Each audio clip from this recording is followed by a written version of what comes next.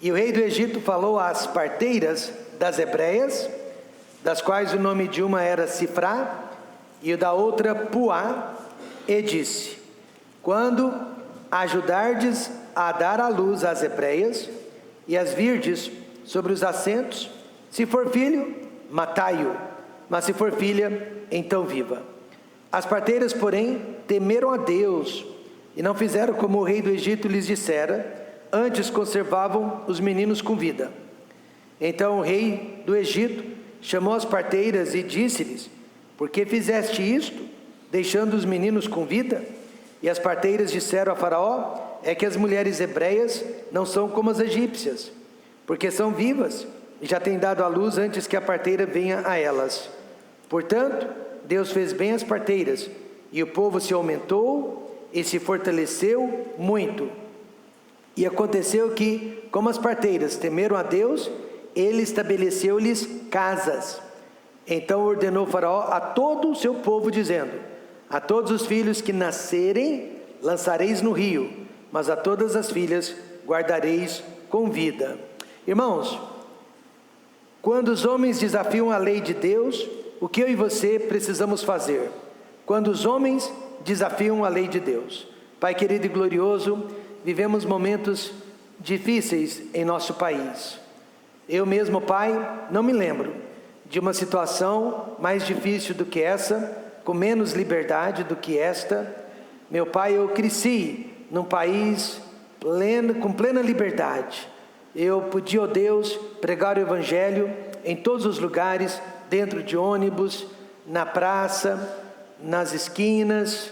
E realmente, ó Pai, eu podia ler a Bíblia sem medo, podia, ó Deus, ensinar tudo o que há na Tua Palavra, sem nenhum receio. Na verdade, eu sempre tive o apoio do governo, sempre tive o apoio das leis, para exercer a minha liberdade religiosa e de consciência.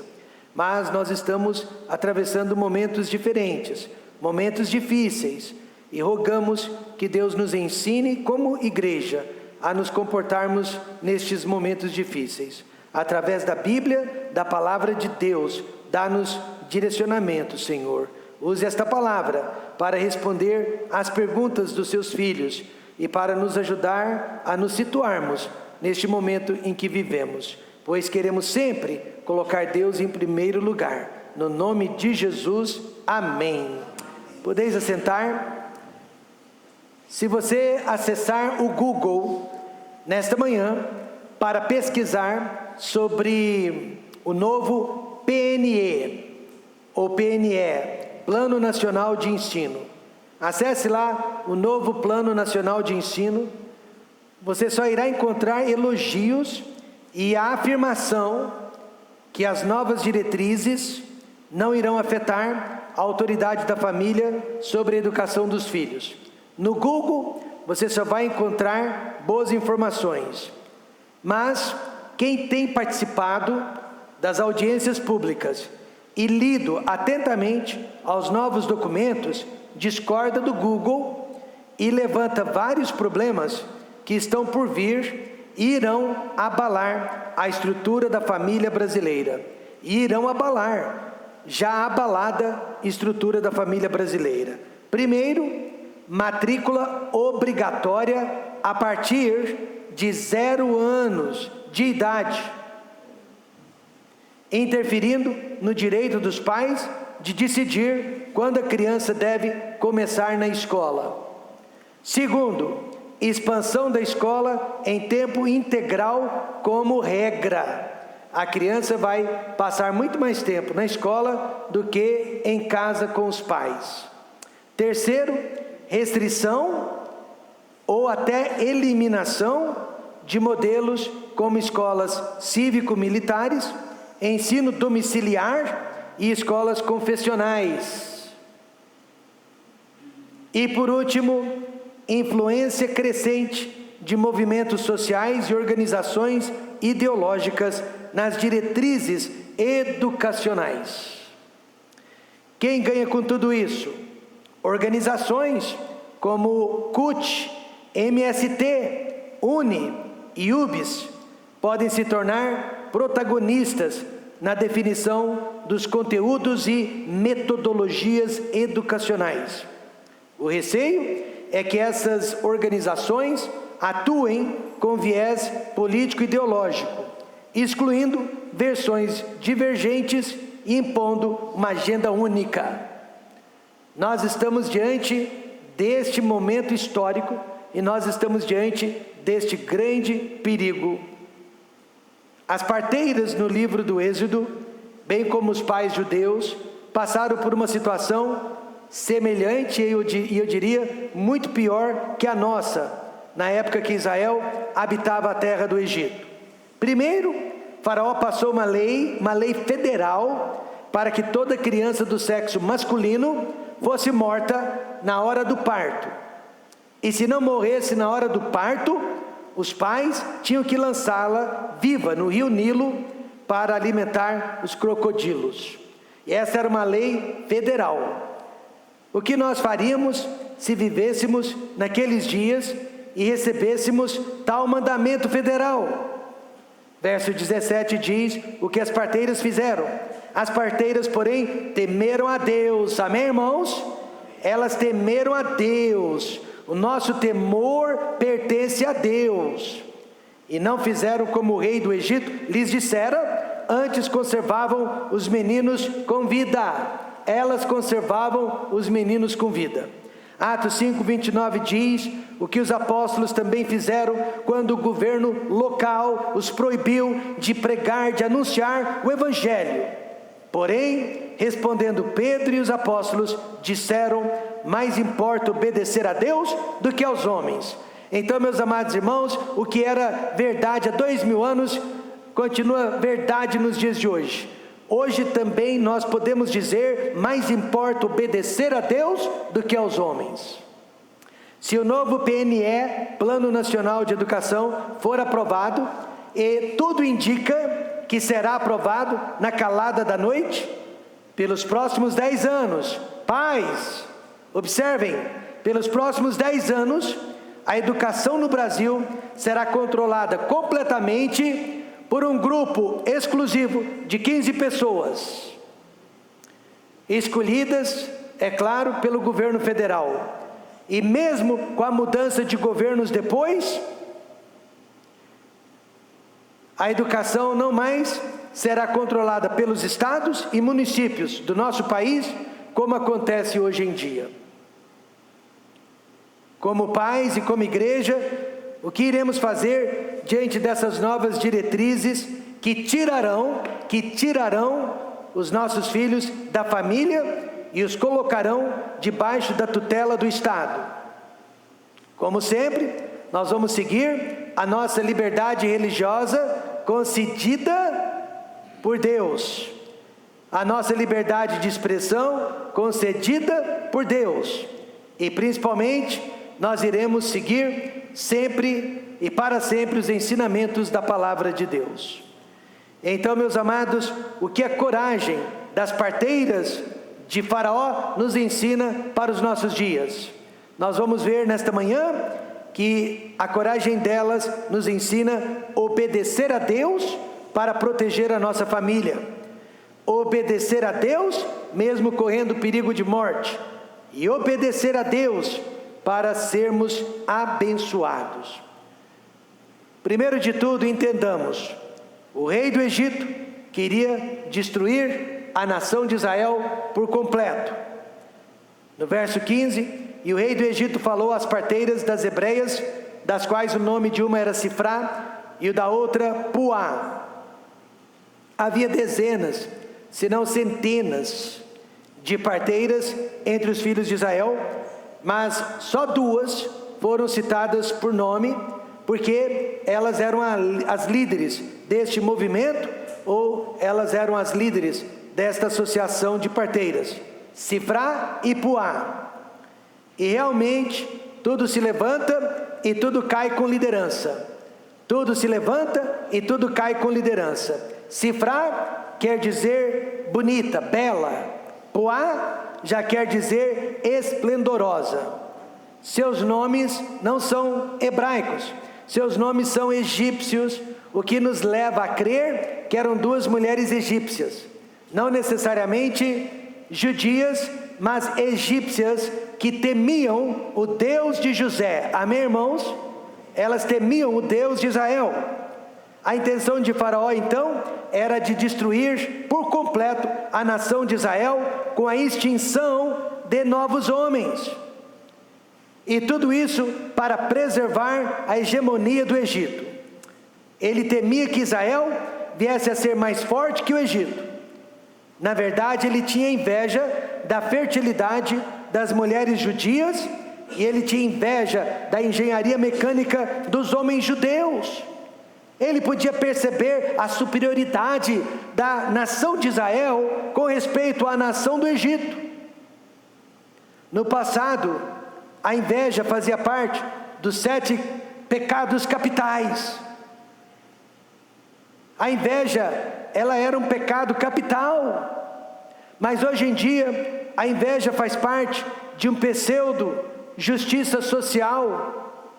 As pessoas que têm menos e as pessoas que sabem menos são levadas a odiar, a invejar aquelas que têm mais e aquelas que sabem mais, ao invés de procurar imitá-las. Eu me lembro quando eu era jovem, eu observava, por exemplo, que a família do irmão Cleto tinha mais do que a minha família. Eu podia observar que os filhos do Cleto tinham mais do que eu, mas ao invés de invejá-los, eu queria imitá-los. Amém, irmãos? Ao invés de invejá-los, eu queria estudar para adquirir um dia o que eles haviam adquirido.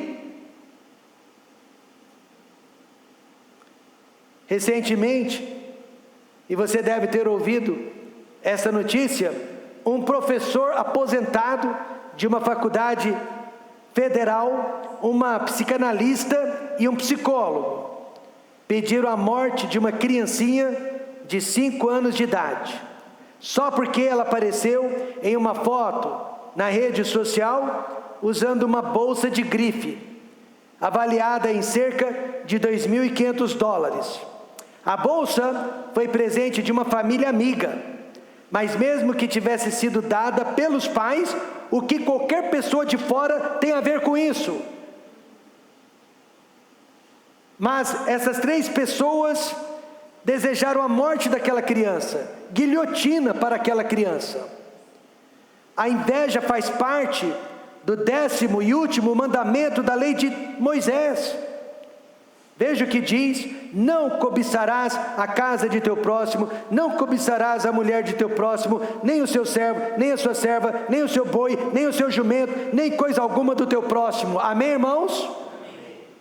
Então esses 3 invejosos, que não têm condições de dar uma bolsa de grife para a filha, desejaram a morte da filha de outro. A inveja é mais comum do que imaginamos. Inveja da saúde de outro, inveja da família de outro, inveja da carisma do outro, inveja do dinheiro do outro, e assim por diante. O ápice da inveja é desejar a morte do próximo. Ah, se eu não posso possuir aquilo, ele também não pode. Por detrás da inveja de Faraó, jazia o plano do diabo para impedir que Jesus Cristo viesse ao mundo. Porque se todos os homens de Israel morressem, mais uma geração, não haveria judeus para trazer Jesus Cristo ao mundo. Maria, mãe de Jesus, jamais teria nascido. E a perseguição começou com este faraó chamado Ramsés II, ou Ramsés o Grande. Mas você sabia que mesmo no 2º século antes de Cristo, apareceu Antíoco IV Epifânio, que tentou aniquilar todos os judeus da face da terra, mas aí a revolta dos Macabeus não permitiram. Israel sobreviveu a mais um holocausto. Por que Satanás continua então perseguindo o povo judeu até nos dias de hoje, sendo que o Messias já veio, o Messias já morreu, o Messias já ressuscitou? Agora a perseguição é para impedir o retorno de Jesus à terra e a inauguração do seu reino milenar sobre a terra. Além de Israel, Satanás também odeia a família e odeia a igreja. Duas instituições divinas que ele está fazendo de tudo para destruir. Por exemplo, quais foram as duas instituições mais afetadas durante a pandemia do novo coronavírus? Foi a família e foi a igreja.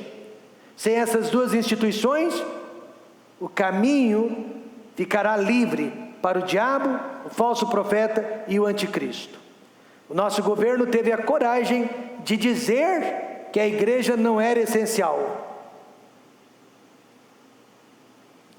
O que Karl Marx ensinou sobre a família e o que ele ensinou sobre a religião em geral? Abro aspas.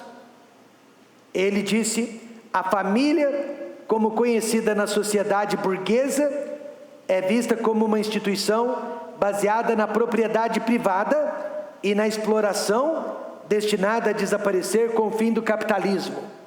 Ou seja, fecho aspas, nós vamos destruir o capitalismo, nós vamos impedir que pessoas fiquem empreendendo, sejam autônomas, e se nós destruirmos o capitalismo, o capital, nós com isso iremos destruir também a família. E a religião, ele disse que é o ópio do povo, a utopia dos povos, argumentando que a religião serve para aliviar o sofrimento da classe trabalhadora, mas de forma ilusória, ao invés de promover mudanças sociais radicais. Mas é justamente o contrário. A família é o alicerce da sociedade e a boa religião é o sustentáculo da família. E meus irmãos, diante dessa guerra espiritual e cultural, nós vamos ficar do lado da família, nós vamos ficar do lado da igreja, e principalmente nós vamos ficar do lado de Deus, como as duas parteiras ficaram do lado de Deus. O marxismo está errado. Deus tem usado a igreja para transformar milhões e milhões de vidas. Famílias restauradas, viciados restaurados, alfabetismo, vivência comunitária, trabalho em presídios, orfanatos, asilos e creches. Meus irmãos, nenhuma instituição no mundo tem feito mais pelo social que a igreja do Senhor Jesus Cristo.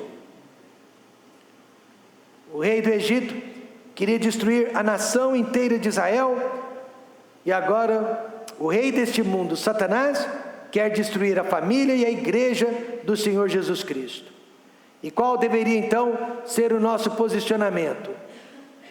1 Timóteo 2:1-4 diz, 1 Timóteo 2:1-4, admoesto-te, pois, antes de tudo, que se façam deprecações, orações, intercessões e ações de graças por todos os homens, pelos reis e por todos os que estão em eminência, para que tenhamos uma vida quieta e sossegada, em toda piedade e honestidade, porque isto é bom e agradável diante de Deus, nosso Salvador, que quer que todos os homens se salvem e venham ao conhecimento da verdade. Eis aqui, irmãos, a nossa tarefa diante do que nós estamos vivendo. Deus quer que a igreja interceda, Deus quer que a igreja ore pelos seus líderes. Atualmente, nós estamos muito longe de uma vida quieta e sossegada. A nossa nação, ela foi dividida entre eles e nós, entre nós e eles. A nossa nação precisa de pacificação, mas a igreja não está orando como antigamente, não há intercessores como antigamente. Deus está estranhando o papel da igreja nos dias de hoje. Isaías 59:16 diz, e vendo que ninguém havia, maravilhou-se de que não houvesse um intercessor. Meus irmãos, só a igreja pode mudar o curso dessa nação através do poder da oração. Satanás, ele ri do nosso zelo no serviço de Deus, ele zomba da nossa sabedoria, mas ele só treme quando nós estamos orando. Sifrá e Puá mudaram o curso da nação de Israel, e tudo indica que elas nem eram judias, elas eram egípcias que temiam o Deus de Israel. E a coragem dela, ou delas, nos ensina nesta manhã que obedecer a Deus é necessário para proteger a nossa família. E que obedecer a Deus é necessário mesmo quando corremos algum tipo de perigo. Veja, em segundo lugar, os judeus tiveram medo de Deus e não do homem. As parteiras, porém, temeram a Deus e não fizeram como o rei do Egito lhes dissera, antes conservavam os meninos com vida. Com certeza elas temeram a Faraó também. Quem não o temeria? Ele era um homem poderoso, implacável. Mas a lição aqui é que elas tiveram mais medo de Deus do que do homem. E a escolha era clara: a lei do governo civil que estava ferindo a consciência delas, ou a lei de Deus. Elas não só obedeceram a Deus primeiro, mas principalmente por uma questão de certo ou errado. Geralmente nós obedecemos aquilo que acreditamos e servimos. Você sabia que ainda nos dias de hoje há médicos nos Estados Unidos da América que mesmo debaixo de uma demanda judicial não aceitam jamais praticar o aborto por mera escolha da mãe? A mãe aparece no hospital dizendo: eu quero abortar, e o médico de plantão diz: eu não faço tal procedimento. Na hora ele é processado, na hora ele é coagido judicialmente a operar aquela mãe, mas mesmo debaixo da ameaça de prisão e de multa, ele não faz. Já aqueles que não têm problema algum com este procedimento, isso se chama consciência. No mundo inteiro, há pessoas sendo levadas para os tribunais porque recusaram casar duas pessoas do mesmo sexo, ou porque simplesmente não quiseram fazer um bolo de casamento para duas pessoas do mesmo sexo. E na grande maioria das vezes, os tribunais estão dando vitória para a consciência religiosa das pessoas. Amém, irmãos? Mas em alguns casos, homens e mulheres estão sim sendo processados, presos e multados por discriminação ou discurso de ódio. Sim, meus irmãos, nós já chegamos a este ponto. Jesus disse: e de todos sereis odiados por causa do meu nome. Isso quer dizer, seremos odiados por causa da Bíblia, da palavra de Deus e dos seus ensinamentos. Agora, o que teria acontecido com as parteiras se Faraó descobrisse que a desobediência delas havia sido proposital? Elas teriam morrido da forma mais cruel possível. Tanto no Velho como no Novo Testamento, nós temos ensinamentos claros de que devemos obedecer às autoridades constituídas. Mas quando a ordem do homem fere os mandamentos de Deus, aí nós precisamos priorizar os mandamentos de Deus, priorizar os ensinamentos de Deus. Por quê? Porque o homem é terreno, o homem é passageiro. Deus é eterno, Deus é para sempre. Atos 4:19, os apóstolos fizeram uma pergunta. Respondendo, porém, Pedro e João lhes disseram: julgai vós se é justo diante de Deus ouvir-vos antes a vós do que a Deus? E a resposta certa é não, Pedro. Não seria justo ouvir os homens ao invés de ouvir a Deus. Mas que resposta você e eu daríamos no lugar de Pedro e João nos dias de hoje? Como sabemos, todos os apóstolos foram perseguidos e mortos porque escolheram obedecer a Deus ao invés do Império Romano. João foi queimado vivo, mas sobreviveu, porém ele foi exilado em uma ilha até o dia da sua morte. Então, meus amados, a coragem das duas parteiras nos ensina a obedecer a Deus para proteger a nossa família, obedecer a Deus mesmo correndo perigo de morte. E por último, obedecer a Deus para sermos abençoados. Deus estava observando a reação de seu povo. Deus permitiu aquela provação para ver como que o seu povo iria reagir. Veja o verso 18. Então o rei do Egito chamou as parteiras e disse-lhes: por que fizeste isto, deixando os meninos com vida? E aqui talvez nós tenhamos uma das passagens bíblicas mais difíceis de interpretação. Afinal de contas, as parteiras mentiram ou não?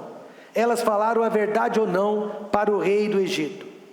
Veja a resposta delas no verso 19. E as parteiras disseram a Faraó: é que as mulheres hebreias não são como as egípcias, porque são vivas e já têm dado à luz antes que a parteira venha a elas. Será que falaram a verdade? Será que falaram a mentira? Há quem diga que elas falaram a verdade. Realmente as mulheres judias, sabendo da ordem do rei, procuravam dar à luz sem a ajuda simultânea das parteiras, antes que as parteiras chegassem.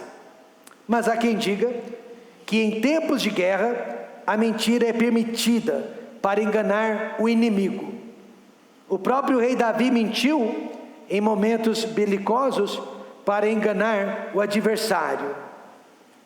De uma forma ou de outra, sabemos que Deus abençoou a vida daquelas parteiras por duas razões. Não obedeceram à voz do rei do Egito e tiveram mais temor de Deus do que temor do homem. Amém, irmãos? Elas não foram abençoadas porque mentiram. Deus não as abençoou por causa da mentira, mas Deus as abençoou por causa da coragem. Deus nos ensina que é através da perseguição, das aflições e dos problemas que nós crescemos espiritual e financeiramente. Quanto mais Faraó afligia o povo de Israel, maior Israel se tornava. Veja o verso 20. Portanto Deus fez bem às parteiras, e o povo se aumentou e se fortaleceu muito. Faraó disse menos e Deus disse mais. Faraó disse pare e Deus disse vai. Amém, irmãos? E se a batalha fosse apenas entre Faraó e os filhos de Israel, Faraó teria vencido. Mas a batalha incluía também o Deus de Israel, e por isso Faraó foi o grande perdedor. 1 Crônicas 5:20 diz: porque na peleja clamaram a Deus, que lhes deu ouvidos, porquanto confiaram nele. Algo curioso sobre as parteiras é o fato que elas geralmente não tinham filhos, e por isso elas podiam se ocupar do parto de outras mulheres, pois elas não tinham seus próprios filhos. Mas veja o que Deus fez por elas, irmãos. E aconteceu que, como as parteiras temeram a Deus, Ele estabeleceu-lhes casas. Isso quer dizer, elas também tiveram filhos. Amém, irmãos? Elas também tiveram famílias. Então, jovens, como a gente ensinou hoje de manhã, vale a pena servir a Deus. Vale a pena colocar Deus em primeiro lugar. Obedecer a Deus para proteger a nossa família, obedecer a Deus mesmo correndo algum tipo de perigo, e obedecer a Deus para ser abençoado. O ex-padre Dr. Aníbal Pereira dos Reis orava por uma grande perseguição religiosa no Brasil. Ele dizia: eu quero mais é que Deus mande uma grande perseguição para limpar as igrejas, para purificar as igrejas, para separar o trigo do joio. Ele já morreu há mais de 30 anos, mas eu percebo que a oração dele está sendo respondida agora. Irmãos e irmãs, o caldo está engrossando. O caldo está engrossando. Não pense, não é comigo, é com você, é com os seus filhos, é com a sua descendência, é com esta e a próxima geração. Assim como o faraó do Egito, os governos da terra estão dificultando cada vez mais a prática do puro cristianismo. Nossos jovens estão sendo perseguidos na escola, no local de trabalho e até mesmo no meio da família. Todos os semestres, fiscais do governo aparecem na nossa escola confessional, buscando oportunidades para fechar nossas portas, procurando erros que possam justificar o fechamento de nossa escola. Professar a nossa fé, praticar a nossa crença, está virando crime, e tudo isso faz parte dos sinais dos últimos tempos. Irmãos, Israel só queria servir a Deus, mas o Egito não queria deixá-lo servir a Deus. E tudo que eu e você queremos é servir a Deus, e os homens não querem nos deixar servir a Deus. Quando os homens desafiam a lei de Deus, qual deve ser a nossa resposta? Se nos obrigarem a escolher, sempre iremos escolher Deus. Vamos fechar os olhos e vamos orar.